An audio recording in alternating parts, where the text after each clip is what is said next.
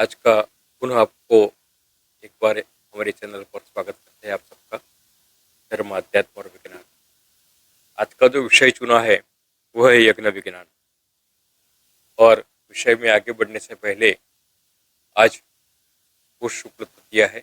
मेरे पूज्य पिताश्री का पिताश्री की पुण्यतिथि है। मैं ये वीडियो इनको सादर श्रद्धा सुमन के रूप में समर्पित करता हूँ। वैसे तो हमारा जो यज्ञ है वो हमारे भारतीय संस्कृति का ही भाग है। और आज इतना व्यापक हो गया है कि पूरे विश्व में यज्ञ को लोग मानने लगे हैं। यज्ञ की वैज्ञानिकता, इनकी सार्थकता पूरे विश्व को से परिचित हो गई है। और इनके बहुत सारे वैज्ञानिक तथ्य भी निकल आए हैं। विश्व की बड़ी बड़ी संस्थाएं, प्रयोगशालाएं इसमें कार्यरत है। हम जो यज्ञ में आहुति डालते हैं उसमें ज्यादा करके गाय का घी है, जौ है, तल है, समीदा है, पायस है, ये सब पदार्थ हम डालते हैं। जैसे ethylene oxide, propylene oxide, formaldehyde, beta protein, electron, ऐसे एसिटिक एसिड जो उत्पन्न होते हैं, जो बहुत सारे रोगों में एकदम कारगर पुरवार हुए हैं इन रोगों को रोकने में और इसको क्योर करने में। जैसे कि एड्स है, कैंसर है, इसमें काफ़ी वो लाभदायी होते हैं। और देखे तो विज्ञान ने उसमें बहुत रिसर्च किया और बहुत सारे तथ्यों को पाया है। और इसलिए आज यज्ञ एक सर्वस्वीकृत बनता जा रहा है। हमारे यहाँ तो यज्ञ को धर्म का आधार माना है। त्रयो धर्मस्कंधा यज्ञोध्ययन दान विधि छांदोग्य उपनिषद में है। ये धर्म के 3 आधार है। इसमें एक है यज्ञ, दूसरा है अध्ययन और तीसरा है दान। और इसलिए गीता में कहा है कि यज्ञ दान तप कर्म न त्याज्यम कार्यमेव। यज्ञ दान और तप का कदापि त्याग नहीं करना चाहिए। वही हमारी प्रकृति, हमारा पर्यावरण और मानव जीवन के लिए फलदायी होता है। अब जब यज्ञ की इतनी बातें कही है तो हम थोड़ा यज्ञ के बारे में विशेष जान लें कि यज्ञ की उत्पत्ति कैसे हुई, इनका वैज्ञानिक स्वरूप क्या है और इसका महत्व क्या है। तो पूर्व काल में जब ब्रह्मा जी ने सृष्टि की उत्पत्ति की हमारे शास्त्रों के आधार से, तब सह यज्ञ प्रजा सृष्टि पूर्ववाच प्रजापति गीता में बोला कि ब्रह्मा जी ने जब प्रजा उत्पन्न की तब यज्ञ भी उत्पन्न किया, क्योंकि यज्ञ से ही आगे संसार चलने वाला है। इसलिए हमने यहाँ बोल दिया कि यज्ञो वै विष्णु हो, यज्ञ ही विष्णु का स्वरूप है। अयम यज्ञो भुवन सनाभि, ऋग्वेद, अथर्ववेद, सामवेद सब में बोला है ऐसा, यजुर्वेद में भी, कि ये जो यज्ञ है भुवन की नाभि है। नाभि क्यों बोला भाई? नाभि इसलिए बोला कि जैसे कि बालक अपने माता के गर्भ में स्वयं पुष्ट नहीं हो सकता और ना तो वो खा सकता है, वहां सांस ले सकता है, तो उसका विकास कैसे होगा? तो उसकी नाभि से माता की नाभि जुड़ी है और माता की नाभि के द्वारा अपने नाभि में जो जोड़ान है, इसके द्वारा ही वो सत्व ग्रहण करता है, पुष्ट होता है और उसका विकास होता है। इसी प्रकार ये पूरे पर्यावरण की जो नाभि है वो यज्ञ है।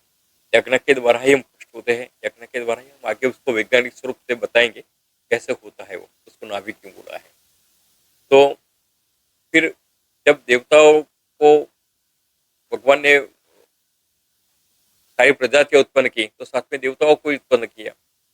तो बोले कि यज्ञ ये देवता लोग खाएंगे क्या? तो बोले कि यज्ञ भाग जो देवा, देवताओं को भी यज्ञ भाग से पुष्टि होती है। यज्ञ भाग बुझा सर्वे, यज्ञो ही भगवान विष्णु यत्र सर्वप्रतिष्ठम, भगवान का स्वरूप माना, इसमें सब कुछ अंदर है। यज्ञात वर्ति पर्जन्य, यज्ञ से वृष्टि होती है, वृष्टि से अन्न औषधि इत्यादि का हमें फल मिलता है। यज्ञ संतो मुच्यंते सर्वकिल विषय ही। और जब यज्ञ की उत्पत्ति की तो यज्ञ के लिए तीनों वेदों को उत्पन्न किया परमात्मा ने और वेदों का प्राकट्य हुआ। तो जो यजुंषि सामान्य निर्मम में यज्ञ सिद्ध ये ब्रह्म पुराण में आया कि भाई यज्ञ के लिए ही हमने वेदों की उत्पत्ति की।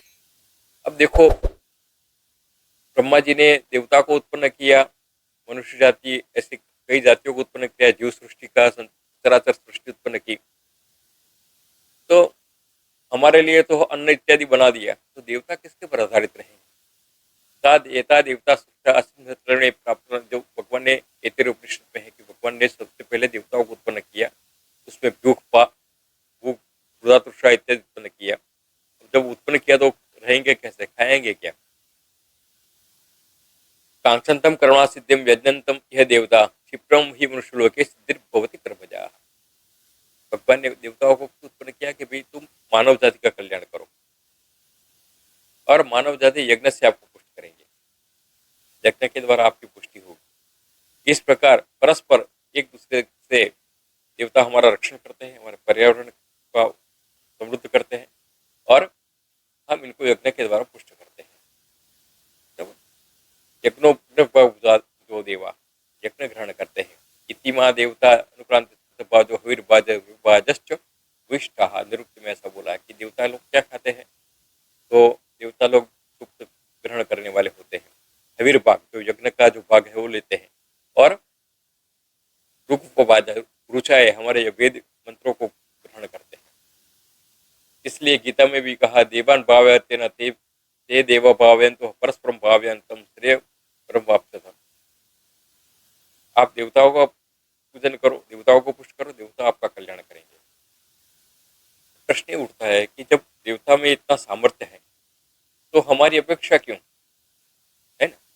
तो जैसे हमें एक अच्छा नेता चाहिए जो राष्ट्र को अच्छी तरह से चला सके, तो इसके लिए हम क्या करते हैं, वोटिंग करते हैं, वोटिंग करके अच्छे नेता को चुनते हैं, और अच्छा नेता पूरे राष्ट्र को उन्नत करता है। स्वयं में शक्ति होती है, लेकिन ऊपर जाने के लिए उसको तो बल तो चाहिए। जैसे कि महाभारत में भी एक अच्छा उदाहरण दिया है, गवाम शरीरस्थम करत्यंग पोषणम। गाय के शरीर में दूध है, निकलता है, दूध में से घी बनता है, मतलब उसके शरीर में घी भी है, लेकिन वो घी गाय को पुष्ट नहीं करता, उनके अंगों का पोषण नहीं करता है। गाय का पुष्टि होती है घास से, हम जो घास इत्यादि चराते हैं इससे गाय की पुष्टि होती है, और हमारी पुष्टि के दूध से होती है। इसी प्रकार देवताओं की जो पुष्टि है वो यज्ञ भाग से होती है। अब देवताओं को तो समय नहीं है, पूरे दिन वो ब्रह्मांड का कल्याण करने में व्यस्त है ना? देवताओं निरंतर यज्ञ करते हैं। वर्जन्यवावत्निको तस्य संवत्सरो समित प्राणी धूमो विद्युरंकारा, ये जो बोला है पूरा मंत्र है, बृहदारण्यक में भी है, छांदोग्य उपनिषद में है, मुंडक्य उपनिषद में, बहुत सारी जगह पर ये ऐसे मंत्र समानार्थी मतलब मंत्र है। ये ऋतु का संचालन करते हैं, ऋतु के द्वारा ग्रीष्म इत्यादि से अपने नीचे से धरती से तत्व को ऊपर ले जाते हैं, और यज्ञ का धुआं है ऊपर जाता है, ऊपर जाके उसके ब्रह्मांड के ऊपर सोम लोक में उसका स्थिति होती है, और जब समय पक्व होने पर उसकी वृष्टि होती है, जिससे अन्य औषधि इत्यादि का हमें फल मिलता है। धुआं तो बहुत सारे होते हैं, इंडस्ट्री के भी में भी धुआं है, पर्यावरण का जो व्हीकल चलते हैं इनका भी धुआं होता है, लेकिन वो धुआं पुष्ट नहीं करता। उनकी पूरी व्याख्या है, विश्व पल्लवजा गंधि पुण्य प्रशानोरुदय, जो यज्ञ में आहुति डालते हैं, जो समिधा है शमी इत्यादि की, तो उससे जो धुआं होता है, घी, गाय का तेल, गाय का घी, तेल इत्यादि, इससे जो धुआं होता है वही विश्व के लिए, पर्यावरण के लिए शुद्ध सही माना गया है। और वो सोम बोला है, तो सोम क्या है? सोम एक अमृत का नाम है। विद्या नाम विरुद्धांचैव नक्षत्र युक्तः यजमानस्तमश्चैव सोमो राज्य विशेषेत, ब्रह्मादयो सुरन पूर्वम अमृतम सोम संगीतम। सोम को अमृत बोला है। सोम क्या होता है कि वहाँ सोमलोक में, चंद्रलोक से भी ऊपर एक सोमलोक है, जहाँ पर ये हमारा दिया हुआ आहुति इत्यादि का जो धुआं है वो वहाँ जाता है, वो और वहाँ जाके स्थिति करता है, और समान रूप से विश्व में पूरी पृथ्वी पर उसका वृष्टि के द्वारा पुनरागमन होता है। और जो यहाँ अर्ची है, बहुत सारे है, सोम का बताया, समिध अग्निर्धूमो, वो समिधा डालना होता है, समिधा से धुआं होती है वो धुआं, और अर्ची जो होती है, अर्ची मतलब अग्निशिखा, वो अग्निशिखा के द्वारा जब ऊपर जाता है तो वो पर्यावरण को शुद्ध करने वाला होता है। इससे क्योंकि हमारे यहाँ नीचे तो सत्व है और वहाँ भी परमात्मा है, पंचभूत को और परमात्मा को महाकारण बोला है, वो निमित्त कारण है उदान भी हुई है, वो इसलिए महाकरण बोला है। पंचभूतों की रचना करके पंचभूतों में भी वो चेतना के स्वरूप में है, इसलिए बोले गामा विशेष भूतानी धारा में मोचरा उष्णामी चौषधि सर्वा सोमो बुधवार साधका। ये परमात्मा ही पृथ्वी में धन तंग और बीज को अंकुरित करते हैं। इसलिए हमारे यहाँ जो यज्ञ का स्वरूप है पूर्ण वैज्ञानिक स्वरूप है। अब जब हम यज्ञ की बात करते हैं तो पूरा यज्ञ को थोड़ा समझ लें, क्योंकि लोग कुछ भी करके उसको यज्ञ का नाम दे देते हैं। महायज्ञ किया हमने, वो यज्ञ किया हमने, अश्वमेध किया हमने, सोमयाग किया हमने, है ना। तो बहुत सारे राजसू यज्ञ किया। तो ये सब यज्ञ यज्ञ क्या है, पहले यज्ञ को समझे। क्योंकि ये यज्ञ करते हैं किसके आधार पर? शास्त्र के आधार पर करते हैं। तो शास्त्रीय स्वरूप भी इसको समझ ले। तो हम जो घर में आहुति देते हैं जो छोटे कुंड में, उसको होम बोलते हैं, हवन करते हैं। और यज्ञ महायज्ञ व्यष्टि संबंध, व्यष्टि समष्टि संबंधात, हम व्यक्तिगत कामना से बड़ा आहुति संख्या और यज्ञ कुंड इत्यादि बना के जब आहुति देते हैं उसको यज्ञ बोलते हैं। और एक ही कामना से बहुत सारे लोग उसमें जुड़ जाते हैं, संकल्प एक होता है, तब वो महायज्ञ बोलते हैं। बहुत सारे यजमान है, सबका संकल्प अलग है, तो महायज्ञ नहीं है, उपाखंड है ना। तो हु धातु ना भीतश्च होमः, जो होम करते घर में करते उसको होम बोलते हैं। व्यक्तिगत कामना से जो करते हैं वो बोलते हैं यज्ञ। और समष्टि द्वारा जो यज्ञ चलता है उसको महायज्ञ बोलते हैं। ऐसे यज्ञ का शास्त्रीय स्वरूप है। अब हम शास्त्र की आग्रह क्यों करते हैं? वैसे तो हमने शास्त्र क्या है इसके ऊपर एक वीडियो बनाया है, 40 मिनट का वीडियो है, आपको उसमें बहुत मजा आएगा, आप देख लेना। इसमें नीचे लिंक भी दिया है कि शास्त्र क्या है और शास्त्र का स्वरूप क्या है और शास्त्र को क्यों मानना चाहिए। देखो भाई, आप जब कोई चीज लाते हो तो उसका मैनुअल साथ में आता है। आज एक वॉशिंग मशीन भी लाए तो उसका मैनुअल साथ में रहेगा। और जो वॉशिंग मशीन है तो उसमें 2 प्रकार की मैनुअल होती है। एक तो होती है ऑपरेशनल मैनुअल, दूसरी होती है टेक्निकल मैनुअल। ऑपरेशनल मैनुअल क्या बताता है कि इसमें कैसे कपड़े धोना है, कितना पाउडर डालना है, कितने कपड़े डालना है, कौन से कपड़ों के लिए कहाँ सेटिंग करना है, वुलन के लिए क्या है, कॉटन के लिए क्या है, टेरिकॉट के लिए क्या है। और इसी हिसाब से चलेंगे तो मशीन सही फल देगा, सही काम करेगा। अपने ढंग से वो नहीं चला सकते। तो यज्ञ का उल्लेख हमारे शास्त्रों में है, शास्त्रों के आधार पर ही उसका निर्माण हुआ है। तो हम शास्त्र के आधार पर ही इसकी चर्चा करेंगे, क्योंकि शास्त्र को हमारे यहाँ लीगल एंटिटी मिली है ना। हर देश का एक कॉन्स्टिट्यूशन होता है, वो कॉन्स्टिट्यूशन उसको उसका एक लीगल एंटिटी होता है। कंपनी का एक जो आर्टिकल होता है, मेमोरेंडम आर्टिकल है ना, वो उनका लीगल स्वरूप है, लीगल एंटिटी। इसी प्रकार शास्त्र वो भी एक लीगल स्वरूप है, जो परमात्मा का स्वरूप माना जाता है। अवतीर्णो जगन्नाथ शास्त्र रूपेण विप्रभु। और मानव कल्याण के लिए क्या करना चाहिए क्या नहीं करना चाहिए, ये दोनों बातें जिसमें उल्लेख किया है, मतलब कि विधि और निषेध जिसमें उल्लेख है तो शास्त्र बोलते हैं। इसलिए बोला है कि स्मृति स्मृति मविवाग्न शास्त्र मविवाग्न। श्रुति और स्मृति मतलब वेद और पुराण इत्यादि जो स्मृतियाँ है वो परमात्मा की आदेश है, परमात्मा का की आज्ञा है। इसी प्रकार आप चलेंगे तो आपका उत्कर्ष होगा, ये लौकिक परलौकिक दोनों लाभ होंगे। अन्यथा तो आपको अपने दम से चलना है तो ये कोई मतलब नहीं हुआ, है ना। वेद वेद सहित मार्ग जो है, वेद निर्दिष्ट जो मार्ग है, वो मार्ग में चलने से ही आपको लाभ मिलता है, अन्यथा उसका आपको फल नहीं मिलता है। वेद निंदा प्रकुर्वन्ति ब्रह्माचार महापातक मेवापि ज्ञातव्य ज्ञान पंडित है। कितना भी ज्ञानी हो लेकिन शास्त्र मार्ग से च्युत है, शास्त्र मार्ग से रहित विपरीत काम करता है, तो वो उसको बोलते हैं कि वो उसका फल नहीं मिलता है, वो पाखंड है। वेदचार व्रतभाचार्य स्वर्तस्मार्थ बहिष्कृतः पाखंड नीति ख्याता तस्मैति भी। लिंग पुराण में उसका वर्णन है और भी कई जगह पर है कि जो वेद शास्त्र से रहित अपने हिसाब से जो कर्म करते हैं वो पाखंड है। गीता में भी इसका बहुत उल्लेख है, आगे भी इसकी चर्चा आएगी। तो ये सब जो है वो पाखंड है। तो हमें क्या करना चाहिए, कैसे करना चाहिए, उसका जहाँ उल्लेख है उसको बोलते हैं शास्त्र। श्रुति स्मृतिभ्याम भीतो धर्म पर परमात्मका। और श्रुति को नियात्मिका बोला है, वो नियम बनाती है कैसे करना चाहिए क्या करना चाहिए इत्यादि उल्लेख है। लोग बोलते हैं कि हमने तो भी श्रद्धा से किया है, हमारी तो श्रद्धा भूखे भूखे भगवान। अरे श्रद्धा कहाँ है? श्रद्धा होती तो आप नियम का पालन करते। आप किसी सब स्टेशन पर जाते हैं 66 केवीए में, उसके अंदर चले जा सकते हैं? नहीं जा सकते।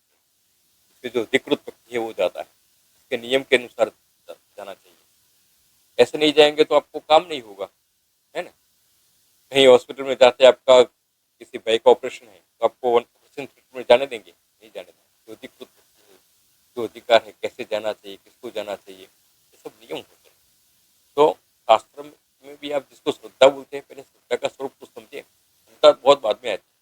श्रद्धा के पहले व्रत आता है। व्रतेन दीक्षा आपनोत दीक्षा आपनोत दक्षिणा, दक्षिणा श्रद्धा आपनोति श्रद्धा सत्यम आप्यते। आप क्रिकेट सीखने जाते हैं तो सबसे पहले आपको कोच बता देता है कि आप कैसे कपड़े पहनने हैं, कैसे शूज पहनने हैं। इसके बाद आपको ग्राउंड के सर्कल लगाते हैं, है ना। आपको पहले दिन से बैट नहीं पकड़ा देते हैं। तो ये जो क्रिया है उसको बोलते हैं व्रत। इनसे आपकी क्षमता बढ़ती है, आपको ग्राउंड पर खड़े रहने की क्षमता आती है, उसको बोलते हैं दीक्षा। और इसके बाद आपको क्रिकेट सिखाते हैं और आपको सामर्थ्य आता है कि नहीं भी मैं खड़ा रह सकता हूँ, मैं क्रिकेट खेल सकता हूँ। तब श्रद्धा आती है और श्रद्धा से ही आगे भर्ती होती है और भक्ति का प्रादुर्भाव होता है। जो सत्य की तरफ ले जाए वो श्रद्धा है। आप जो बोले श्रद्धा नहीं। अगर ऐसी श्रद्धा होती तो और ऐसी भक्ति होती तो महर्षि शांडिल्य को और नारद जी को भक्ति शास्त्र लिखने की जरूरत ही नहीं थी। भक्ति अगर आपके हिसाब से तो भक्ति शास्त्र सम्मत होनी चाहिए, है ना। तो श्रद्धा क्या है पहले उसको समझे। गुरु वेदांत वाक्येषु दृढ़ विश्वास श्रद्धा। गुरु और वेदांत के वाक्यों में पूर्ण श्रद्धा रखना, भाव रखना, विश्वास रखना, उसको बोलते हैं श्रद्धा। गुरु वेदांत वाक्येषु बुद्धिर्या निश्चयात्मिका। गुरु के बातों पर, शास्त्र के बातों पर, वेदों की बातों पर निश्चयात्मक बुद्धि, अपनी बुद्धि नहीं, वहां जो बोला है वो सही है, ऐसी श्रद्धा, ऐसा विश्वास करना, इसको बोलते हैं सत्या। सत्यमेव सा श्रद्धा निदानम सिद्ध है, इससे ही मुक्ति मिलती है। देवे च वेदे च गुरौ च मंत्रे कीर्ते महात्मन पेशे। श्रद्धा ऐसे था जिस प्रकार देव में, गुरु में, वेद में श्रद्धा होते इस प्रकार उसका फल मिलता है। यथा कहने का तात्पर्य यह है कि हम जो कर्म कर रहे हैं वो शास्त्र सम्मत होना चाहिए। शास्त्र भी जो कर्म है वो विनाश का कारण होता है। श्रद्धा भी समायुक्तम कर्म विशुद्धेन भावेन तन कल्पते, याज्ञवल्क्य ऋषि ने कहा है। श्रद्धा से जो काम करते हैं उससे ही जगत का कल्याण होता है। अपने हिसाब से काम करते हैं इससे तो सर्वनाश होता है। बाकी पाखंड है। आज यज्ञ किया, 5 लोग आए, आहुति दे दिया, चले गए, तो यज्ञ होता है क्या? कपड़े कैसे पहनने हैं, आपको क्या क्या सावधानी रखनी है, यज्ञ से पूर्व में कैसे व्रत रखना है, ये सब करना पड़ता है। प्रायश्चित आदि करना पड़ता है, छोटादि कर्म करना पड़ता है। सिए हुए कपड़े आके आजकल लोग घर में यज्ञ करते हैं और 5 आहुति दे के चले जाते, बोले यज्ञ किया। ये यज्ञ नहीं होता है, पाखंड है, ये आपका दंभ है और ये विनाश करता है। ये आपको फल तो नहीं देगा, आपको नरक में डालेगा। उसके दुष्परिणाम के लिए आपको तैयार रहना पड़ेगा, है ना। तो अन्नहीनो दहेजराष्ट्रम मंत्रहीन चतुर्द्विजः यजमान दानहीनो नास्ति यज्ञ सुमोरिपु। यज्ञ से कल्याण ही होता है ऐसा नहीं है, यज्ञ से विनाश भी होता है ना। यज्ञ मंत्र भी नहीं होना चाहिए। विधिहीनम सृष्टान्नम मंत्रहीनम दक्षिणाम, गीता में भी कहा कि विधि विधान से जो यज्ञ नहीं करते हैं इससे बहुत ही नुकसान होता है। वाल्मीकि रामायण के बालकांड में महाराज दशरथ ने बहुत अच्छी बात कही, विधिहीन से यज्ञ से सद्य करता प्रणश। जो विधिहीन यज्ञ करते हैं ये रामायण का है, मेरा नहीं है, रामायण में लिखा है कि विधिहीन जो यज्ञ होते हैं वो सर्वनाश का कारण बनते हैं। इसमें यजमान का तो सब नाश होता ही होता है, लेकिन ऋत्विज भी बेहाल हो जाता है। ऋत्विज को भी दूसरे जन्म में शुकर, कुत्ता, स्वान इत्यादि बनना पड़ता है, तो उनको भी नीच योनि प्राप्त होती है। इसलिए हम जो यज्ञ करते हैं उसको पूरा समझे और समझ कर ही जब हम करेंगे तो वो यज्ञ फलदायी होगा, अन्यथा वो यज्ञ विनाशकारी होता है। दूसरे भाग में हम आपको समझाएंगे कि नियम कैसे किया गया है और यज्ञ कैसे होना चाहिए। इस भाग में इतना ही। अस्तु, नमस्ते, जय भारत।